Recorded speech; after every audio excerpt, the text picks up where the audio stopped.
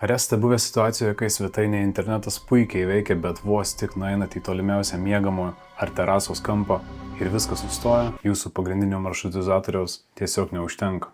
Ant stalo turiu Kudi sprendimus, kurie šią problemą išsprendžia be jokių papildomų laidų. Kudi gamintojas siūlo labai platų pasirinkimą, pradedant baziniais Wi-Fi 5 modeliais, galingesniais Wi-Fi 6, na ir žinoma, aukščiausios kartos Wi-Fi 7. Pavyzdžiui, jeigu jūsų lauko kamera nuolatos atsijungia, nes sienos per storos, tam turime RE1200 lauko kartotuvą. Na, o jei gyvenate 2 aukštų name ir viename aukšte, ryšys striginėja, pusiaukelėje statote vidaus kartotuvą, jungiate tiesiai į elektros lizdą ir stiprų signalą jis perduoda ten, kur jo labiausiai reikia. Didžiausias Kudi privalumas yra Kudi Mesh technologija. Jūsų namuose išlieka vienas tinklo pavadinimas ir telefonas pats protingai persijungia prie stipriausio šaltinio, kol jūs vaikštote po namus. Daug kas galvoja, kad konfigūracija bus sudėtinga, nieko panašaus. Viskas daroma per paprastą mobiliąją programėlę tiesiai telefone, užtruksit gal minutę, o rezultatas jausis iškart.